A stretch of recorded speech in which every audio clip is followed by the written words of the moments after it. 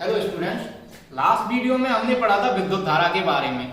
तो उसमें किसी बच्चे ने ये पूछा था कि सर विद्युत धारा की जो दिशा है वो इलेक्ट्रॉन के विपरीत क्यों होती है। तो हम यही डिस्कस करने वाले हैं कि विद्युत धारा की दिशा इलेक्ट्रॉन के विपरीत क्यों होती है। तो देखिए, ये हमारे पास में कोई चालक तार है, ये हमारे पास में एक चालक तार है और आपको ये बताया था कि चालक तार में विद्युत धारा प्रवाहित करने के लिए जो उत्तरदायी आवेश वाहक होते हैं वो होते हैं मुक्त इलेक्ट्रॉन। तो इस चालक तार के अंदर मुक्त इलेक्ट्रॉन होंगे। अब मुझे इसमें विद्युत धारा प्रवाहित करनी है, तो इसको हम एक बैटरी या एक सेल के साथ में जोड़ देते हैं। ये जो सेल का बड़ा वाला डंडा होता है ये होता है पॉजिटिव टर्मिनल और ये छोटा वाला डंडा होता है नेगेटिव टर्मिनल। तो यहां पर सेल का ये धनावेशित और ये ऋणावेशित टर्मिनल हो गया। अब इसमें विद्युत धारा इस तरह से प्रवाहित होगी। उसका रीजन देखेंगे हम कि ये जो धनावेश है यह इस पॉइंट पर धनावेशित विभव उत्पन्न करेगा और ये ऋणावेश यहां इस पॉइंट पर ऋणावेशित विभव उत्पन्न करेगा। अब चूंकि आपको पता है कि इलेक्ट्रॉन ऋणावेशित होता है तो यह इस ऋणावेश से प्रतिकर्षित होगा और यह इस धनावेश से आकर्षित होगा। तो जैसे ही इलेक्ट्रॉन इस धनावेश से आकर्षित होगा तो ये इधर की तरफ गति करना प्रारंभ कर देगा। अब जैसे ही इलेक्ट्रॉन इस दिशा में गति करना प्रारंभ करेंगे तो इलेक्ट्रॉन की धारा किस दिशा की ओर हो जाएगी? तो इलेक्ट्रॉन की धारा हो जाएगी हमारी इस दिशा की ओर। लेकिन यदि इसके अंदर धनावेश होता, यदि इसके अंदर क्या होगा? धनावेश होगा, तो धनावेश किधर गति करता? तो धनावेश इस धनावेश से प्रतिकर्षित होकर के इस दिशा की ओर गति करता, या फिर इस ऋणावेश से यह धनावेश आकर्षित होकर के इस दिशा की ओर गति करता। हो गई धनावेश की धारा।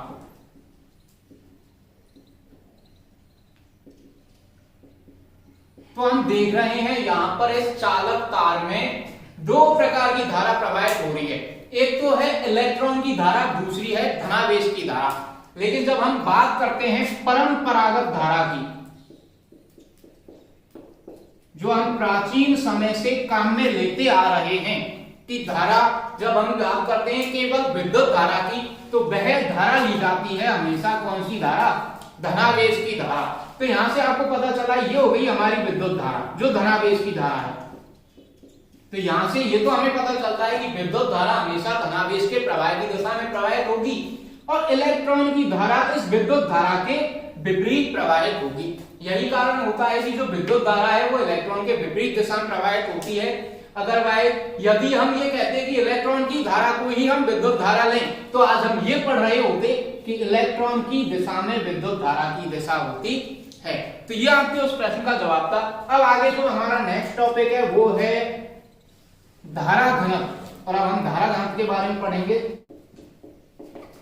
करंट डेंसिटी क्या होता है? इसके लिए आपने विद्युत फ्लक्स के बारे में पढ़ा होगा। विद्युत फ्लक्स को हमने ऐसे पढ़ा था, किसी विद्युत क्षेत्र में यदि हम कोई क्षेत्रफल रखें तो इस क्षेत्रफल से कितना विद्युत क्षेत्र निकलता है या कितनी विद्युत क्षेत्र रेखाएं निकलती हैं वो होता है विद्युत फ्लक्स, जिसे हम फाई से लिखते थे। लेकिन यहां पर हम किसकी बात कर रहे हैं? धारा घनत्व की। तो हम धारा घनत्व के लिए क्या करेंगे? कोई क्षेत्रफल लेंगे और इस क्षेत्रफल से होकर के विद्युत धारा को प्रवाहित करेंगे। वहां पर हमने विद्युत क्षेत्र को प्रवाहित किया था, जबकि यहां पर हम विद्युत धारा इलेक्ट्रिक करंट आई को प्रवाहित करते हैं। और जितनी विद्युत धारा इस क्षेत्रफल से या इस एकम क्षेत्रफल से प्रवाहित होगी उसे कहेंगे हम धारा घनत्व। तो माना यहां पर आई विद्युत धारा प्रवाहित होती है और इस क्षेत्रफल का जो मान है वो है a। तो धारा घनत्व को हम लिखेंगे J = I/A। धारा कौन सी? जो एकांक क्षेत्रफल से प्रवाहित हो रही है। तो इस तरह से हम धारा घनत्व को परिभाषित करते हैं। तो इसकी डेफिनेशन लिखेंगे हम किसी तो ये हुई धारा घनत्व की परिभाषा। अब यहां से देखें हम धारा घनत्व का मात्रक क्या होगा? तो धारा घनत्व का मात्रक हो गया एम्पियर प्रति मीटर स्क्वायर। ये हमारे पास में धारा घनत्व का मात्रक हो जाता है। अब हमें देखना है धारा घनत्व सदिश राशि है अथवा अदिश राशि है। तो इसके लिए हम तीन डायग्राम्स पे देखते हैं। तीन डायग्राम्स पे हमने क्षेत्रफल को इस तरह से रखा है और विद्युत धारा ऐसे प्रवाहित हो रही है। अगली कंडीशन में हम क्षेत्रफल को ऐसे रखते हैं और विद्युत धारा इस दिशा में प्रवाहित हो रही है। नेक्स्ट कंडीशन में हमने क्षेत्रफल के कोण का मान और बढ़ा दिया और विद्युत धारा ऐसे प्रवाहित हो रही है। और नेक्स्ट कंडीशन में हमने बिल्कुल क्षेत्रफल को एकदम फ्लैट रख दिया है, एकदम सीधा रख दिया है और विद्युत धारा आई इस दिशा में प्रवाहित हो रही है। तो यहाँ पे देखेंगे हम कि यहां से जब क्षेत्रफल ऐसा रखा हुआ है तब विद्युत धारा का मान अधिकतम होगा। जब इस क्षेत्रफल से निकलने वाली विद्युत धारा को मापेंगे हम तो उस विद्युत धारा का मान इस क्षेत्रफल के लिए अधिकतम होगा। उसके बाद में जैसे ही हम क्षेत्रफल को ऐसे तिरछा करेंगे या किसी कोण पर रखेंगे तो विद्युत धारा का मान कम हो जाएगा। उसके बाद में और ज्यादा कोण बढ़ाएंगे तो विद्युत धारा का मान और कम हो जाएगा। लेकिन जैसे ही हम इस क्षेत्रफल को ऐसे रख देंगे बिल्कुल सीधा तो निकलने वाली विद्युत धारा जीरो हो जाएगी। तो इस कंडीशन में धारा घनत्व J का मान क्या हो जाएगा? जीरो हो जाएगा, क्योंकि विद्युत धारा और धारा घनत्व का जो संबंध है वो होता है I/A और विद्युत धारा का मान जो इस क्षेत्रफल से निकल रही है वो यहाँ पर हो गया जीरो। तो जीरो को जब हम A से डिवाइड करेंगे तो धारा घनत्व आ जाएगा हमारे पास में जीरो। तो हम देखेंगे इस कंडीशन में धारा घनत्व है मैक्सिमम और इस कंडीशन में धारा घनत्व है मिनिमम या फिर जीरो। तो ये हम देख सकते हैं कि ये जो धारा घनत्व है यह इस क्षेत्रफल की स्थिति पर डिपेंड करता है कि हम क्षेत्रफल को कैसे रख रहे हैं। तो इसका मतलब यहाँ पर देखें हम क्षेत्रफल का कोण, तो क्षेत्रफल ये होगा S और इसी दिशा में विद्युत धारा है तो यहाँ पर बनने वाला कोण होगा 0 डिग्री। अब देखेंगे हम क्षेत्रफल की दिशा ये होगी S। आपको पहले भी बताया था कि क्षेत्रफल की दिशा लेने के लिए हम हमेशा क्षेत्रफल के अभिलंब लेते हैं। तो जैसे ये क्षेत्रफल है तो इसकी दिशा होगी ये, क्षेत्रफल को ऐसे रोटेट करेंगे तो दिशा हो जाएगी ये। तो ऐसे ही यहाँ पर क्षेत्रफल की दिशा हो गई ये, यहाँ पर बनने वाला कोण थीटा है, यहाँ पर थीटा है, माना ये थीटा 1 है, ये थीटा 2 है। तो आप देखेंगे कि थीटा 2 ज्यादा है बजाय थीटा 1 के, ये वाला कोण बड़ा है और ये कोण कम है। और यहाँ पर आकर के आपका क्षेत्रफल इस दिशा में हो गया S वेक्टर और यहाँ पर बनने वाला जो कोण है विद्युत धारा और क्षेत्रफल के बीच में वो हो गया 90 डिग्री। तो थीटा का मान हुआ यहाँ पर कितना? 90 डिग्री। तो आप देख रहे हो यहाँ पर कि जो थीटा की पोजीशन जैसे जैसे हम बढ़ाते जा रहे हैं वैसे वैसे फ्लक्स का मान घटता हुआ जा रहा है। तो यह कुछ ऐसा हो गया जैसा हमारे cos थीटा के लिए होता है। cos थीटा में आप देखेंगे जैसे जैसे हम एंगल का मान 0 डिग्री से और 90 डिग्री तक करते हैं तो cos की वैल्यूज घटती हुई चली जाती है। 0 पर 1 होगी जो घटते घटते 90 पर जाकर के क्या हो जाती है? 0 हो जाती है। अच्छा, यहां से आपको ये बात समझ में नहीं आती है तो आप ये देखिए कि हमारे जो क्षेत्रफल का काम में आने वाला घटक है, यहां पर देख रहे हैं आप क्षेत्रफल की दिशा कुछ इस तरह से है S वेक्टर की दिशा और यहां पर है हमारे I वेक्टर या I विद्युत धारा की दिशा और ये हो गया कोण थीटा। अब आप देखेंगे विद्युत धारा इस दिशा में है तो हमारे कौन सा क्षेत्रफल काम में आने वाला है? तो हम यहाँ S वेक्टर के दो घटक बनाते हैं, एक तो ऊर्ध्वाधर घटक और दूसरा क्षैतिज घटक। क्षैतिज घटक होगा S cos थीटा और ऊर्ध्वाधर घटक होगा S sin थीटा।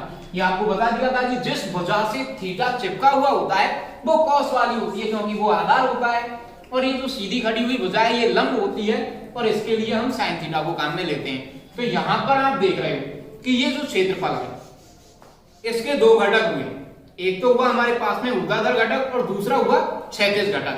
तो क्षैतिज घटक के लिए क्षेत्रफल ऐसे होगा और ऊर्ध्वाधर घटक के लिए क्षेत्रफल ऐसे होगा।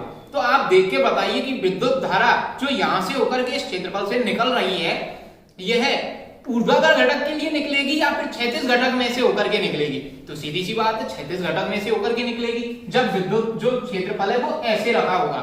तो हमारे काम में आने वाला घटक कौन सा है? क्षैतिज घटक S cos थीटा।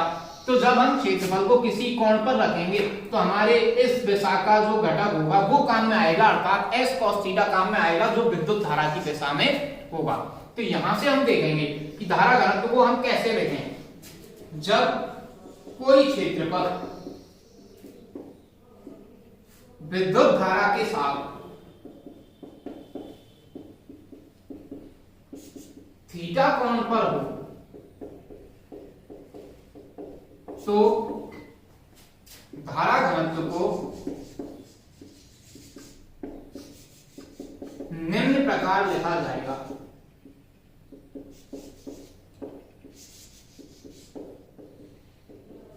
अब हम धारा घनत्व को कैसे लिखेंगे? J इज इक्वल टू विद्युत धारा, तो विद्युत धारा का मान हमारे पास में यहां भी I है अपॉन क्षेत्रफल। लेकिन क्षेत्रफल कौन सा? जो हमारे काम का है। तो हमारे काम का क्षेत्रफल कौन सा है? S cos theta. तो यहां पर लिखेंगे हम इसे S cos ऑफ थीटा। अब देखिए आप इसको हम आगे कैसे सॉल्व करेंगे और कैसे देखते हैं कि जो धारा घनत्व है वो एक सदिश राशि है। तो देखिए यहां से मैं I का मान निकालता हूं, तो I इज इक्वल टू, इधर पहले से उपस्थित है J और S cos थीटा यहां जाकर के मल्टीप्लाई हो जाएगा, तो इधर आएगा J into S cos of theta. अब ये आप देख रहे हैं ये कुछ एक टर्म बन जाती है या फिर एक भौतिकी का सूत्र है जो हमने 11वीं क्लास में पढ़ा था, A B cos of theta, जिसे हम लिखते थे A vector dot B vector, दो भौतिक राशियों का अदिश गुणनफल। तो ये बन गया हमारे पास में I is equal to J vector dot S vector. तो ये हो गया I is equal to J vector dot S vector. तो यहां पर आप देख सकते हो कि दो सदिश राशियों का हम अदिश गुणन कर रहे हैं, तो आने वाली राशि अदिश राशि होगी। तो विद्युत धारा तो हो गई हमारे पास में कैसी राशि?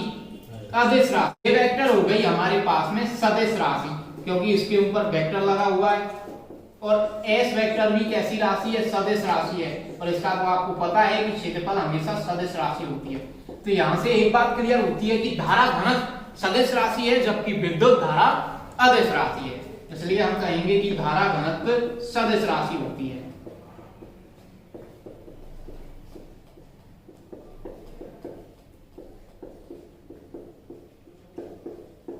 अब हम अपना नेक्स्ट टॉपिक देखेंगे। तो देखिए नेक्स्ट टॉपिक है हमारे पास में अपवाह वेग, ड्रिफ्ट वेलोसिटी। तो क्या होता है अपवाह वेग? हम जानते हैं कि कोई भी जब हम चालक लेते हैं तो उसके अंदर मुक्त इलेक्ट्रॉन उपस्थित होते हैं। इस तरह से किसी भी चालक में मुक्त इलेक्ट्रॉन उपस्थित होंगे। अब यदि हम इस चालक को ले जाकर के किसी विद्युत क्षेत्र में रख दें, किसी विद्युत क्षेत्र E वेक्टर में रख दें, तब क्या होगा? तो आपको पता है विद्युत क्षेत्र ऋणावेश को आकर्षित करता है जबकि धनावेश को प्रतिकर्षित करता है। तो जैसे ही हम इसे विद्युत क्षेत्र में रखेंगे तो एक इलेक्ट्रॉन जो इस तरह से रखा हुआ था वो विद्युत क्षेत्र से आकर्षित होगा और विद्युत क्षेत्र की ओर गति करना प्रारंभ कर देता है। लेकिन उससे पहले भी यहाँ पर एक घटना हो रही होती है। वो क्या होती है कि ये जो इलेक्ट्रॉन यहाँ पे रखे हुए ये ऐसे चुपचाप नहीं बैठे रहते, जैसे यहाँ पे देख रहे हैं, ये इसके अंदर टक्कर करते रहते हैं आपस में कुछ इस तरह। तो पहले से इलेक्ट्रॉन ऐसे टक्कर कर रहे हैं, माना एक इलेक्ट्रॉन है जो इस तरह से टक्कर करता हुआ जा रहा है, लेकिन जैसे ही हम इसे विद्युत क्षेत्र में रखेंगे चालक को, तो इलेक्ट्रॉन इधर की तरफ प्रतिस्थापित होने लगेगा। तो इलेक्ट्रॉन जो यहां से जाकर के यहां टक्कर करने वाला था वो थोड़ा सा इधर प्रतिस्थापित हो जाएगा और इस तरह से जाकर के यहां पर टक्कर करेगा। फिर जो इलेक्ट्रॉन यहां पर टक्कर करने वाला था वो और प्रतिस्थापित हो जाएगा और यहां पर टक्कर करेगा, उसके बाद में इधर और प्रतिस्थापित हो जाएगा। तो इस तरह से इलेक्ट्रॉन जो आपस में टक्कर कर रहे थे मुक्त इलेक्ट्रॉन, वो अपने पथ से विचलित हो जाते हैं और वो एक विद्युत क्षेत्र के विपरीत दिशा की ओर गति करना प्रारंभ कर देते हैं। इस गति को ही कहते हैं हम अपवाह वेग। तो कोई भी इलेक्ट्रॉन है वो विद्युत क्षेत्र से इस तरह से आकर्षित होगा और इस दिशा में एक फिक्स वेग, एक नियत वेग vd से गति करना प्रारंभ कर देता है। इस वेग को कहते हैं हम अपवाह वेग। तो किस तरह से लिखेंगे इसे? जब अब हम इस अपवाह वेग की गणना करेंगे, तो देखिए इस अपवाह वेग की गणना के लिए हम क्या करेंगे, हमें पता है कि जब इस चालक पर कोई विद्युत क्षेत्र आरोपित नहीं किया जा रहा है तो ये इलेक्ट्रॉन स्थिर रखा हुआ है। जब चालक पर विद्युत क्षेत्र आरोपित नहीं है तो इलेक्ट्रॉन का वेग शून्य है, तो जब ये विद्युत क्षेत्र आरोपित नहीं है तो वेग हो गया हमारे पास में कितना, शून्य। एक्चुअल में इस इलेक्ट्रॉन का वेग शून्य नहीं होता है। ये मैं अभी आपको बता रहा था कि विद्युत क्षेत्र आरोपित नहीं है, तब भी इसके अंदर इलेक्ट्रॉन चुप तो नहीं बैठे, वो टक्कर कर रहे हैं, लेकिन टक्कर करने के बाद में वो वापस अपने स्थान पर आ जाते हैं। तो इन टक्करों में उसका जो कुल वेग होगा वो कितना होगा, शून्य होगा, क्योंकि टक्कर के बाद में वह इलेक्ट्रॉन वापस अपने स्थान पर आ जाएगा। तो इस कंडीशन में जो हमारा वेग है वो कितना होने वाला है, शून्य होने वाला है। लेकिन विद्युत क्षेत्र आरोपित करने के पश्चात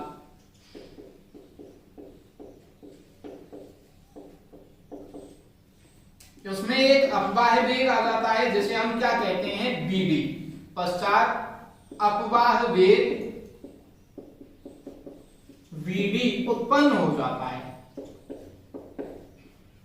तो हमें यह अपवाह वेग निकालना है, वीडी कितना होगा।